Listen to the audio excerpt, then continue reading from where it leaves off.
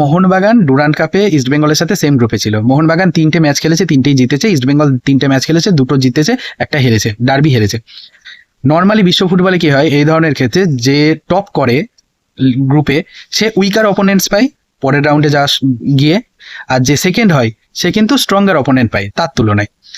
এক্ষেত্রে হলো উল্টো, মোহনবাগান খেলবে আইএসএল ক্লাবের বিরুদ্ধে কোয়ার্টার ফাইনালে, ইস্টবেঙ্গল খেলবে আই লিগ ক্লাবের বিরুদ্ধে এই কোয়ার্টার ফাইনালে, যেখানে ইস্টবেঙ্গল কিন্তু লিগে গ্রুপে সেকেন্ড পজিশনে ছিল।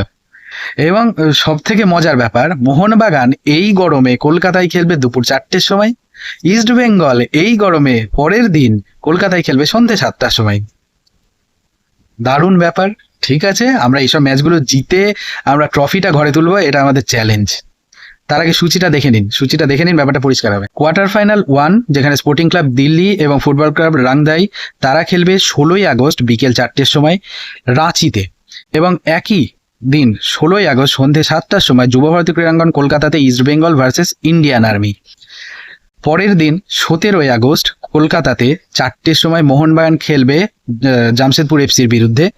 এবং কোয়ার্টার ফাইনাল 4-এ শিলং লাজং এবং north east United north east derby হবে সন্ধ্যে 7টার সময় শিলংয়ে, যেখানে শিলং কিন্তু ঠান্ডা জায়গা, সেখানে তাদের ম্যাচটা কিন্তু বিকেল 4টের সময় দিয়ে মোহনবাগান ম্যাচটা কিন্তু সন্ধ্যে 7টার সময় দেওয়া যেতে পারতো, কিন্তু ডুরান্ড কমিটি সেটা মনে করেননি। কেন মনে করেননি সেটা আমি জানি না।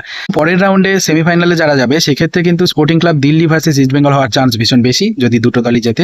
আর এইদিকে যদি দুটো দল জেতে তাহলে Mohun Bagan versus north east United হওয়ার চান্স বেশি।